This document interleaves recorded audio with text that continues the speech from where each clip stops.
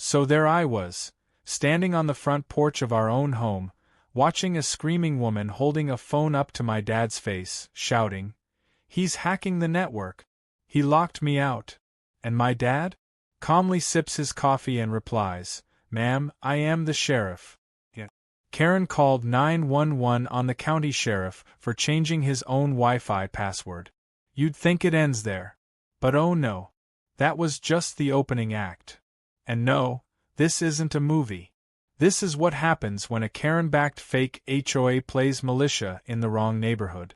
Freeze frame, yep. That's me. The guy whose private well HOA Karen tapped into to illegally water her garden. What did I do? I flushed her system with sewage. And oh buddy, that was just the beginning. Viewer instantly wonders, wait, what? How do you even pull that off legally? And how does she not notice? Let's rewind a bit. My name's Tyler.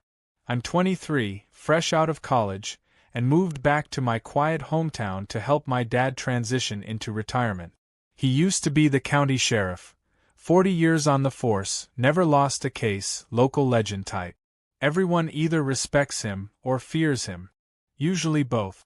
He's the kind of man who could shoot the wings off a fly at 50 yards, then lecture it about trespassing. And after he retired, all he wanted was peace, fishing, and his damn coffee. That peace lasted exactly 6 months, until Karen McDaniels moved into the house across the street. Karen wasn't just a Karen in spirit. She was a full-time menace with a clipboard addiction and a superiority complex that could fuel a small dictatorship. The kind of person who introduces herself with, "I'll be keeping an eye on things around here," instead of, "Hi, nice to meet you." Within weeks, she'd formed a rogue neighborhood committee, which she aggressively labeled an HOA, despite our neighborhood never legally forming one. Not that it stopped her. She printed fake bylaws, distributed self-made violation slips, and crowned herself president. She even wore a badge. Not a real one, mind you. Something she 3D printed and painted gold. The first time she tried to fine us was because our mailbox leaned at an angle offensive to the community's aesthetic. We live on a gravel road. The community aesthetic is rusted pickup trucks and deer feeders. That should have been a red flag, but Dad just chuckled, straightened the mailbox, and let it go. Karen, unfortunately, took that as a challenge. It all started with the internet. See, Dad and I set up our own private internet connection when I moved back in. Fiber, high speed, fast enough for me to work remote and for him to watch 1980s westerns without buffering. Karen didn't like that.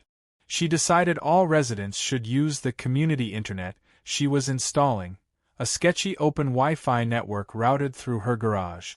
We declined. Politely. Repeatedly. Emphatically. That's when she claimed our signal was interfering with hers. Next day, some kid, her son, I assume, walks up our driveway asking for the password to the community net. I tell him this is a private network. He pouts and walks away. No big deal.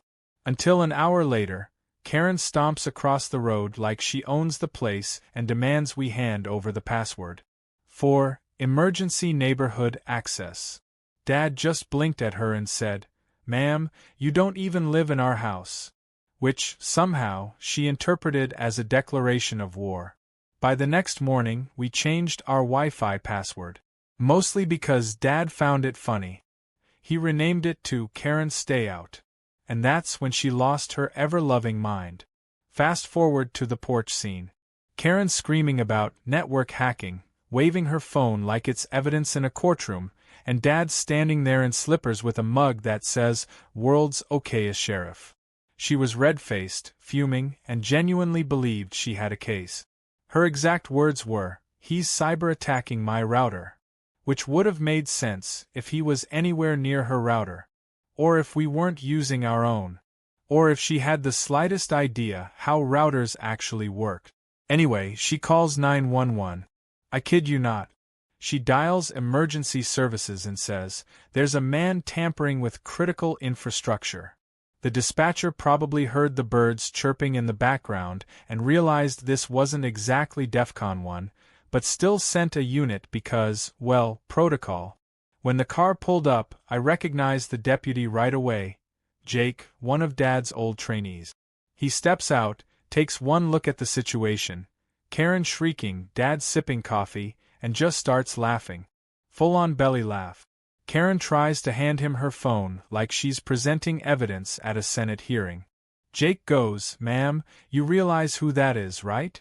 She scowls and says, "A tech criminal, apparently." Jake responds, "No, ma'am. That's Sheriff Walker. Or, well, retired Sheriff Walker." She froze. You could almost see the Windows error pop up behind her eyes. She tried to recover, started babbling something about no one being above the HOA, and Jake just looked at her and said, "There is no HOA." And that's when the true Karen emerged.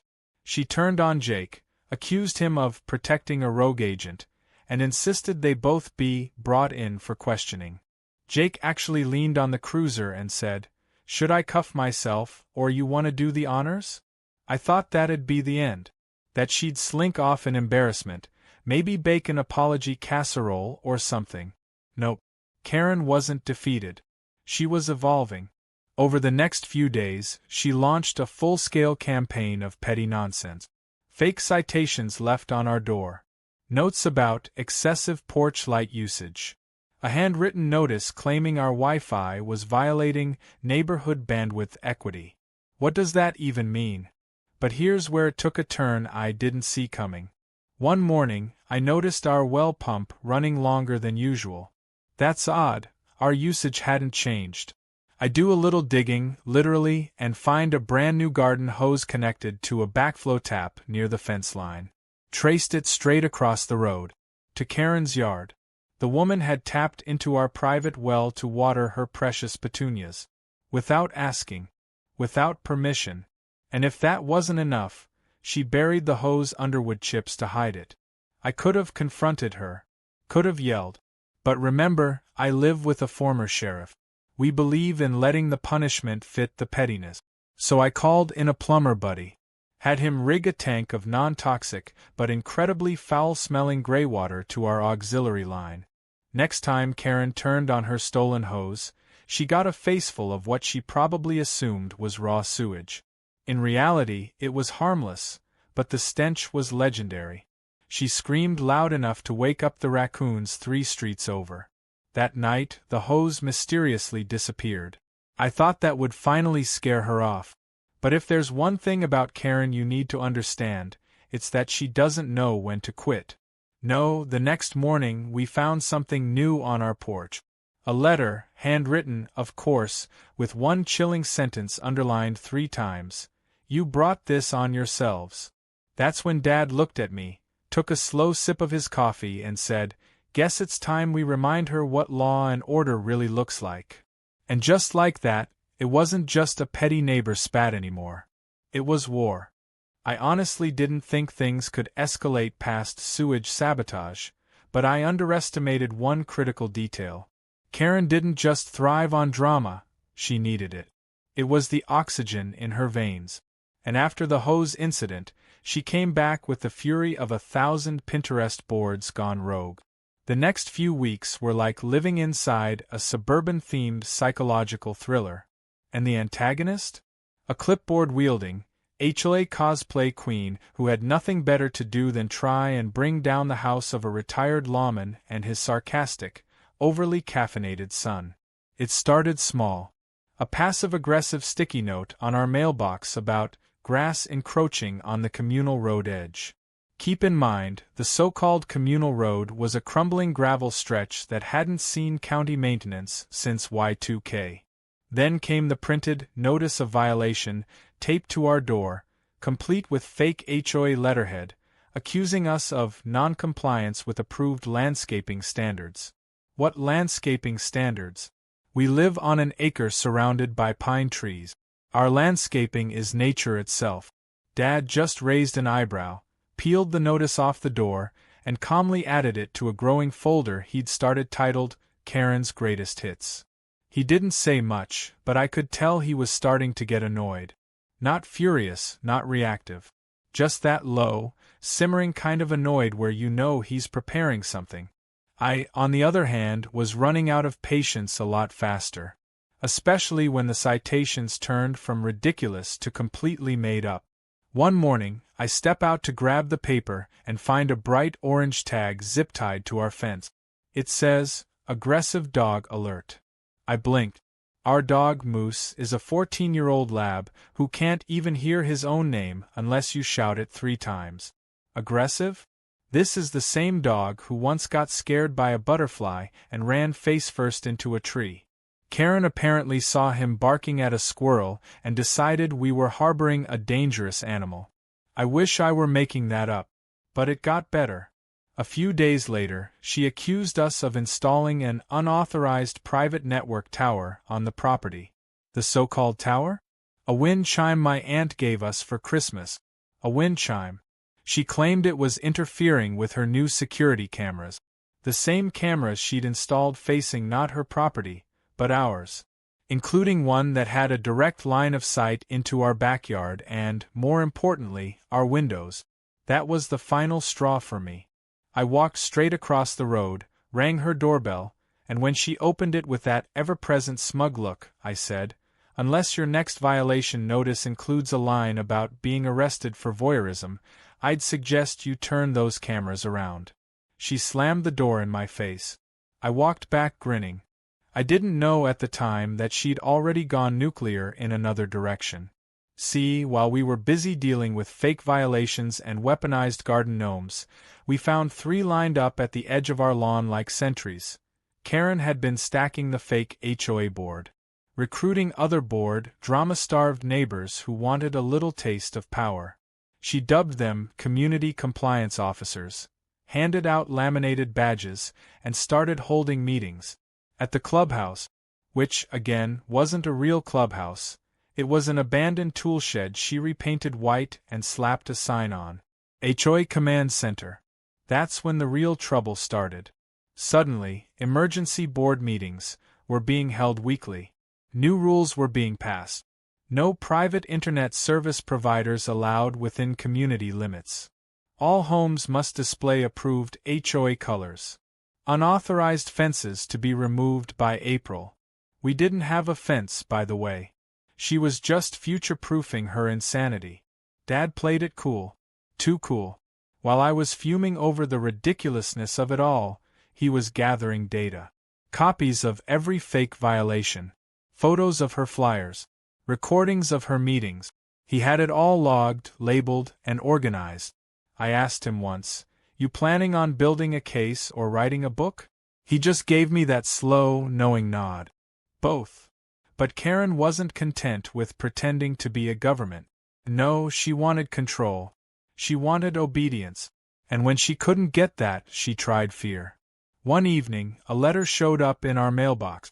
Not typed, handwritten, and not mailed. Just slid in without postage. It said, "Further noncompliance will result in escalated enforcement." That's not a notice. That's a threat. And my dad? He's not the type to let threats slide. The next morning, he called the county office and requested a full audit of the HOA's tax filings. Spoiler alert, there were none. Because the HOA wasn't legal. No charter. No approval. No tax ID. Nothing. It was a shell organization with a logo, a paint job, and a Karen-sized ego problem. I don't think Dad intended to pull the trigger just yet, but what happened next forced his hand. We got 6 violations in 1 week. 1 for overuse of porch lighting after dark. Another for unregistered internet device. Then improper mail receptacle, yard gnome placement, and my personal favorite, suspicious vehicle parked in driveway. The suspicious vehicle was my car. The same car I'd had for 4 years. She knew it was mine. But it wasn't about the car. It was about control. Each citation was a poke, a test. And my dad? He'd been poked one too many times. That's when he called in a favor. A buddy of his still worked in code enforcement and agreed to take a drive through the neighborhood. Nothing official. Just a friendly compliance review. Within 10 minutes, he found 3 houses, including Karen's, with illegal extensions, non-permitted sheds, and one that had rerouted their irrigation through a drainage ditch. Karen's house? She had installed a surveillance system using funds collected from her so-called tech improvement fee. None of it approved, none of it legal. But my favorite part? The community Wi-Fi network she claimed was for everyone's safety. It was routed through a hotspot paid for by HOA funds, installed in her attic and password protected. Only she had access. That night, Dad sat me down and said, "It's time." He opened the laptop, typed up a formal request for a court injunction to stop HOA activity until an official charter could be reviewed. Then he filed a public records request for every complaint Karen had logged, against us and everyone else. The next morning, we weren't the only ones angry. Half the street had received fines. Some people had paid them, thinking they were real. Others were just confused. Now, with Dad's evidence, they were furious. Karen had woken a sleeping bear. And Dad? He was sharpening his legal claws. But Karen wasn't done just yet. No. Because later that afternoon, a notice went up on the community bulletin board. A special emergency HOA board meeting. Attendance mandatory. The agenda? Possible legal action against non-compliant residents. Translation? Karen was preparing to fight back. And from the way she worded the notice, she wasn't coming alone. That's when Dad looked at me and said, "I think it's time we put this whole HOA fantasy of hers to bed. Permanently." Then he smiled. And when Sheriff Walker smiles like that, something poetic is about to happen. The emergency HOA meeting was scheduled for Sunday evening, held in what Karen grandly referred to as the community headquarters, which was still just that painted-up storage shed behind the old fire hydrant. It barely had enough space for 10 folding chairs and a stale tray of cookies that looked like they'd been through a war. The invitation, if you could call it that, was posted in every neighbor's mailbox, duct-taped to mailboxes, and even stapled to a few trees. In all caps, of course, and underlined twice, just in case the sense of desperation hadn't come through. We arrived early because Dad wanted front row seats. He showed up in his old uniform shirt, not to flex but just enough to remind everyone exactly who they were dealing with.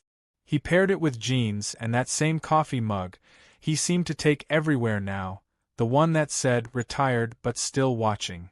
He didn't say much, but the twinkle in his eye gave him away. This wasn't about revenge anymore. This was about exposing a fraud who thought a clipboard and a printer gave her legal authority. Karen strutted in 15 minutes late, sunglasses on even though it was already dusk, and holding a manila folder like she was about to argue a Supreme Court case. Her posse followed, 4 other neighbors she'd roped into her delusion. None of them looked especially happy to be there. One guy had a gardening glove sticking out of his pocket. Another kept checking his watch like he was hoping to be anywhere else. That was our first clue that her grip on the neighborhood was starting to slip.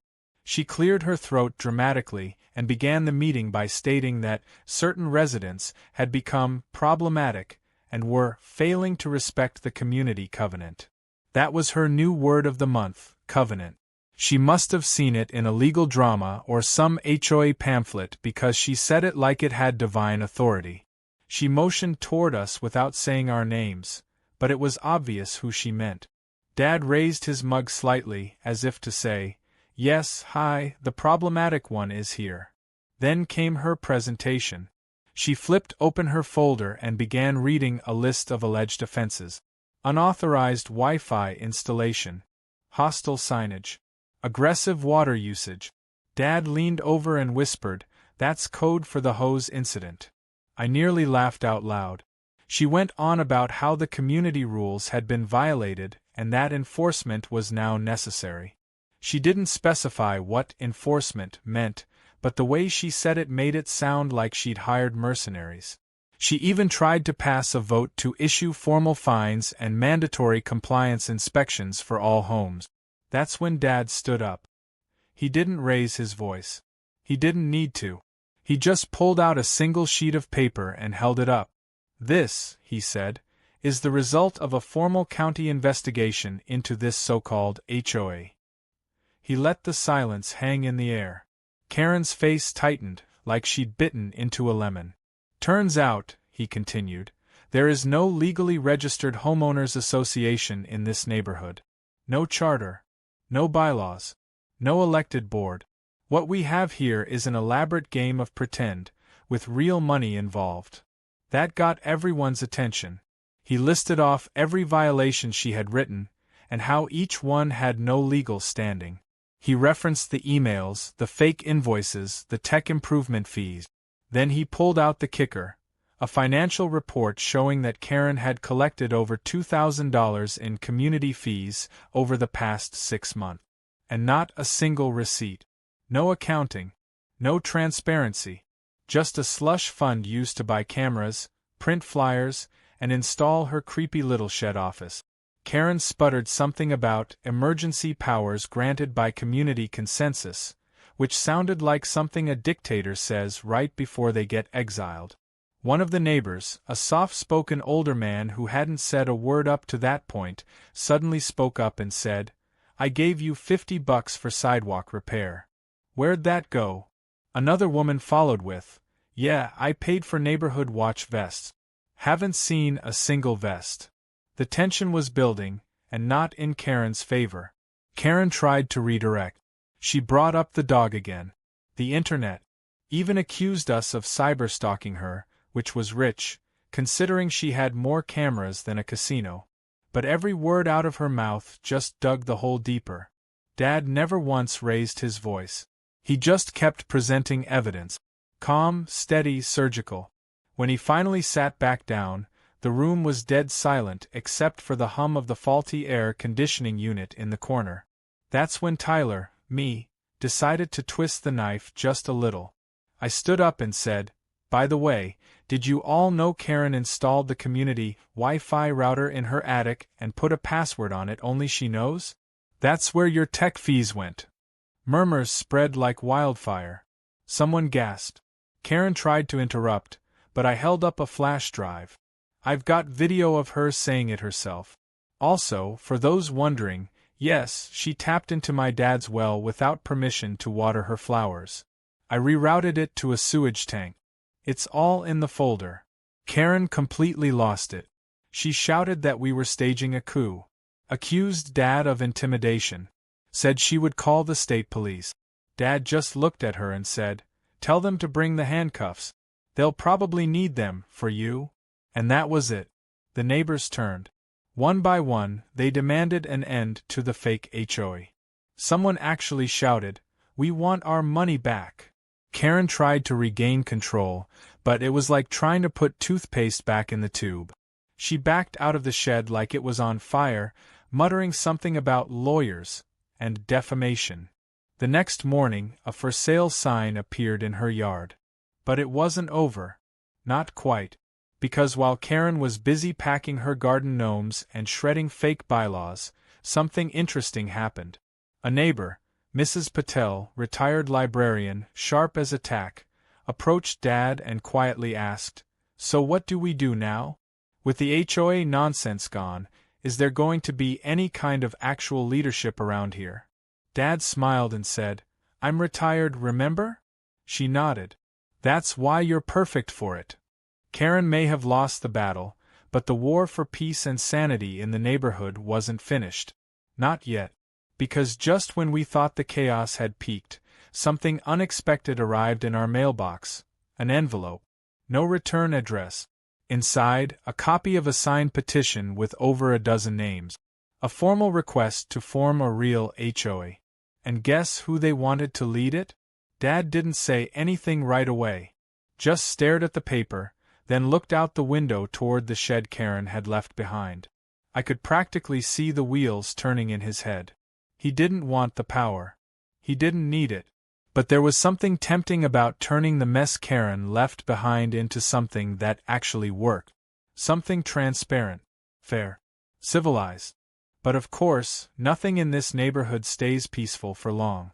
Because that very same afternoon, the new neighbor across the street accidentally backed into Karen's mailbox while moving in. knocked it clean over. And what did he do? Walked right over, picked up the dented thing, and asked my dad, "Hey, what's the rule on replacing these things?" Dad just smiled. And that's when we saw it. From the corner of my eye, movement behind the curtain of Karen's house. She hadn't left yet. Not entirely. She was still there. Watching. Plotting. And if I knew anything about Karens, it was this: they don't go down without one last dirty trick. Karen might have disappeared from the HOA shed and taken down her army of laminated notices, but one thing was clear: she wasn't finished. Not by a long shot.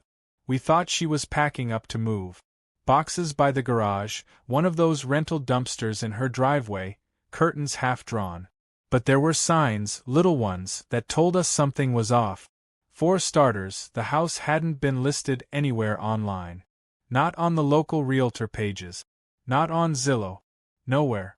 Then there was the fact that her car was still parked neatly in the driveway every single night like clockwork, and her lights would flicker on just after sunset. A ghost maybe, but a very active, passive-aggressive one. That uneasy peace didn't last long. About a week after the petition to form a legitimate HOA started circling, and Dad had cautiously agreed to oversee the setup in an advisor role, things started to go weird again. I came home one night to find our mailbox open and empty. Not just the usual junk mail gone, everything was gone. Bills, packages, letters. Cleaned out like someone had vacuumed the inside. At first, I thought maybe the mail truck hadn't come yet. But the neighbors had their mail. Ours was the only one left dry and hollow. Dad didn't say much. Just stared at it and muttered, "Back to the games, are we?" The next day we checked the cameras. Sure enough, grainy footage around 5 a.m. showed someone in a hoodie sprinting up to our mailbox, yanking it open, and taking everything inside. Too quick to ID. But the shoes? Neon pink soles. Karen had worn those exact ones every morning on her fake, neighborhood patrol jogs. The petty was back. Worse than before. But this time, we had something Karen never expected: legitimacy. With the county stepping in to officially review the status of neighborhood leadership, and with Karen's fake HOA being exposed, the community had banded together to draft a proper charter. And here's the thing about real bylaws: they come with legal backing. That meant if Karen tried anything else under the guise of enforcement, she'd be the one getting the fines. But instead of stopping, she adapted. Like a cockroach that learned to chew through steel. Our neighbor, Mr. Ramos, had just finished painting his house. Fresh, warm gray with white trim. Looked beautiful. Next morning, someone had splattered what looked like red food dye all over his front step. He thought it was vandalism. I thought it was a message. Karen's signature move. Sabotage masked as accident. Another neighbor suddenly got a notice from the city claiming she had violated a water ordinance. Turns out, someone had anonymously reported her for running sprinklers during restricted hours. Except, she hadn't watered anything in weeks. It was a fabricated report. All signs pointed to the same place. Dad decided it was time to stop playing defense. He reached out to the HOA attorney the community had hired, handed over the video footage, the missing mail reports, the sabotage incidents, and filed a restraining order. But he didn't stop there. He used his contacts at the sheriff's office to submit a formal request for a forensic audit of Karen's activity during her fake HOA reign. Any funds collected, any equipment bought, any surveillance installed using community money. The new board called one final meeting. This time, it was held in the actual community center on the other side of town, not the shed Karen built. It was standing room only. Every household sent someone. People were tired. Tired of the games. Tired of the fear. Tired of looking over their shoulder every time they moved a lawn chair or painted their door. The meeting started calmly enough. Progress updates, financial plans, neighborhood improvements. But then the floor opened for grievances. The line stretched to the back of the room. People began sharing their experiences.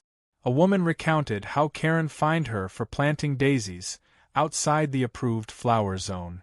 A retired veteran said Karen accused him of violating noise ordinances for hammering a birdhouse. Someone else said their dog was labeled a known risk for barking during a thunderstorm. The list went on, and with every story, the room turned more and more against her. It wasn't just annoyance anymore. It was full-blown, righteous anger. That's when Karen showed up, right at the back of the room, dressed in black like she was attending a funeral. Her own, probably. Everyone turned when she entered, like the air itself dropped 10 degrees. She didn't speak. Just stood there, arms crossed, watching. Dad noticed. He didn't call her out by name. He didn't need to. He simply raised a folder and said, "This contains the final report. Every dollar collected. Every violation issued. Every complaint filed. All under a title that never existed." He paused and then added, "We've submitted everything to the county. And to the state attorney general's office." The silence that followed was electric. Karen turned to leave, but not before locking eyes with Dad. There was something in her expression, not fear, exactly, but the dawning realization that the curtain had fallen, and she was the only one who hadn't left the stage. A week later, the results came in. The county issued an official cease and desist order to Karen regarding any and all enforcement claims in the neighborhood. The fake HOA was formally declared dissolved, and most importantly, a civil suit was filed to recover the funds she collected illegally. The total? Over $4,700 in bogus fines and community fees, not counting the damages her sabotage might cost. She had 30 days to pay it or face further legal action. That was the final blow. Karen's house went on the market the next day. For real this time. A bland listing with no photos and a price that screamed desperation. She was gone within 2 weeks. No goodbyes. No final rants. Just one last act of petty defiance. She poured sand in her own front yard to ruin the grass before she left. Like she'd rather salt the earth than leave anything nice behind. But honestly, that was fine. Because the neighborhood changed after that. People started talking again. Laughing. Helping each other instead of spying on each other. Someone planted new flowers where Karen's garden used to be. We renamed the community Wi-Fi to something poetic. Justice Network. And the password? Good riddance. Dad kept his role on the new HOA minimal. He attended meetings, offered advice, but mostly stayed on the sidelines. He preferred it that way. Said he didn't need power. He just wanted peace. As for me, I finally moved out a few months later. Got a place of my own down the road. But I still stop by often. Especially on Sunday mornings when Dad sits on the porch, coffee in hand, moose at his feet. One morning, I brought him a new mug. This one said, "Sheriff of the Suburbs." He chuckled, held it up, and said, "Let's just hope it stays quiet for a while." And just as I turned to leave, I noticed something. A white SUV had pulled into the empty house across the street. New neighbors, maybe. Maybe. But the license plate frame? It read, "Proud HOA President." Dad sipped his coffee without flinching. "Round 2?" I asked. He smiled, eyes still on the car. "Let them try."